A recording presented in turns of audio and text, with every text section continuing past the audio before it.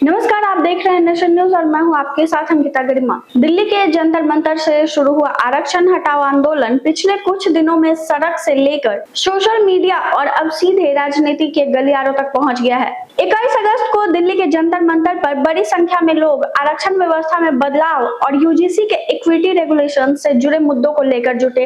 इस प्रदर्शन का मुख्य चेहरा नीट अभ्यर्थी हर्ष दुबे रहे। उनके साथ जनरल सेना, चाणक्य सेना और करनी सेना समेत कुछ दूसरे संगठन भी दिखाई दिए। लेकिन शुरुआत से ही इस प्रदर्शन को लेकर एक बड़ा विवाद था।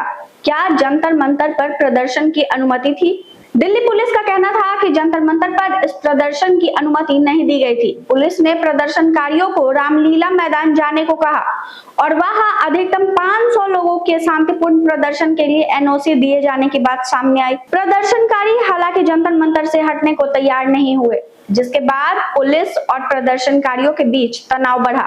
दिल्ली पुलिस, आरएएफ और दूसरी सुरक्षा एजेंसियों की मौजूदगी बढ़ाई गई और कई प्रदर्शनकारियों को हिरासत में लिया गया।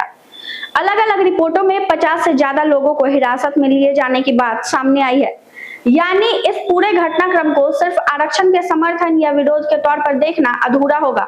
इसमें प्रदर्शन की अनुमति, कानून व्यवस्था और आंदोलन की रणनीति तीनों सवालों से जुड़े हुए मुद्दे हैं। प्रदर्शनकारियों के बीच मांगों को लेकर भी एक जैसी भाषा नहीं दिखती। आंदोलन से जुड़े लोगों का एक बड़ा तर्क है कि सरकारी सहायता और आरक्षण का आधार केवल जाति नहीं बल्कि आर्थिक स्थिति भी होनी चाहिए। कुछ प्रदर्शनकारी आर्थिक रूप से कमजोर लोगों के लिए ज्यादा सहायता, क्रीमी लेयर के लिए नियमों के सख्त पालन और आरक्षण व्यवस्था की समीक्षा की मांग कर रहे हैं।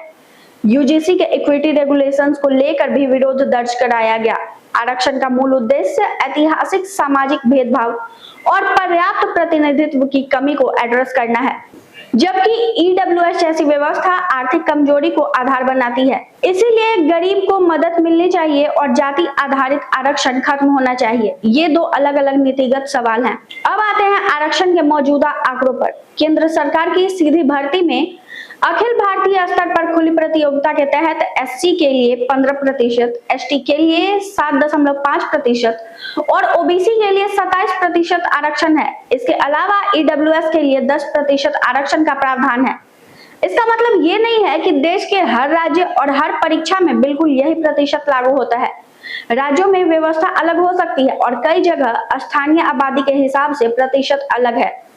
मसलन बिहार जैसे राज्यों में स्थानीय स्तर की भर्ती के नियम केंद्र की अखिल भारतीय भर्ती से अलग हो सकते हैं। 21 अगस्त की कार्रवाई के बाद सोशल मीडिया पर यह बात तेजी से फैलने लगी कि हर्ष दुबे आंदोलन छोड़कर अलग हो गए हैं। लेकिन उपलब्ध रिपोर्टों को देखने पर तस्वीर थोड़ी अलग दिखाई देती है।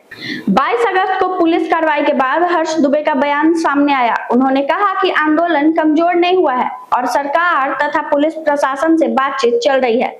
इसके बाद वे लखनऊ पहुंचे और उत्तर प्रदेश के उप मुख्यमंत्री ब्रजेश पाठक से मुलाकात की। ब्रजेश पाठक की तरफ से छात्रों की मांगों को गंभीरता से सुनने और केंद्रीय स्तर पर प्रतिनिधिमंडल की मुलाकात कराने का भरोसा दिया गया। लेकिन इसी मुलाकात के बाद आंदोलन के अंदर मतभेद खुलकर सामने आने लगे। अजीत भारती ने हर्ष दुबे की प्रेस कॉन्फ्रेंस से खुद को अलग बताया और कहा कि वो उस कार्यक्रम या उस प्रेस कॉन्फ्रेंस के आयोजक नहीं थे। इसके बाद सोशल मीडिया पर आंदोलन में फूट की चर्चा तेज हो गई। आंदोलन से जुड़े दूसरे लोगों की तरफ से जवाब आया कि यह किसी एक व्यक्ति का आंदोलन नहीं है। इस आंदोलन का सबसे बड़ा राजनीतिक असर ये हुआ कि आरक्षण पर अलग अलग दलों और नेताओं ने खुलकर अपनी स्थिति रखनी शुरू कर दी। केंद्रीय मंत्री और एलजेपी प्रमुख चिराग पासवान ने आरक्षण को संवैधानिक अधिकार बताया और आंदोलन का विरोध किया। केंद्रीय मंत्री रामदास अठावले ने भी आरक्षण विरोधी प्रदर्शन पर कड़ा रुख अपनाया। समाजवादी पार्टी प्रमुख अखिलेश यादव ने आरक्षण सुधार के नाम पर आरक्षण खत्म करने की कोशिश का आरोप लगाया और कहा कि आरक्षण जारी रहना चाहिए। बसपा प्रमुख मायावती ने भी आर्थिक आधार पर आरक्षण की मांग को अनुचित बताया। नगीना सांसद चंद्रशेखर आजाद ने भी आंदोलन का विरोध करते हुए कहा कि आरक्षण संविधान से मिला प्रतिनिधित्व का अधिकार है और इसमें किसी तरह की छेड़छाड़ स्वीकार नहीं की जाएगी। वहीं दूसरी तरफ आंदोलन के समर्थकों का कहना है कि उनकी बात को सिर्फ आरक्षण खत्म करने की मांग के तौर पर नहीं देखा जाना चाहिए। उनका तर्क है कि आर्थिक रूप से कमजोर सामान्य वर्ग के छात्रों को भी शिक्षा, कोचिंग फीस और दूसरी सुविधाओं में ज्यादा मदद मिलनी चाहिए और विवाद यहीं खत्म नहीं हुआ। 24 अगस्त को आंदोलन से जुड़े चर्चित चेहरे अजीत भारती के खिलाफ दिल्ली में एफआईआर दर्ज होने की खबर सामने आई। शिकायत में चंद्रशेखर आजाद, डॉक्टर बी.आर. अम्बेडकर और एससी समुदाय को लेकर कथित जाति सूचक और आपत्तिजनक टिप्पणियों के आरोप लगाए गए हैं। भारती ने अपने ऊपर लगाए गए आरोपों से अलग अपना पक्ष रखा। इस मामले की कानूनी प्रक्रिया अभी आगे चलनी है। अगर सही मायने में देखा जाए तो आरक्षण को लेकर सामान्य वर्ग के किसी छात्र की नाराजगी को सीधे जातिवाद कह देना भी सही नहीं है।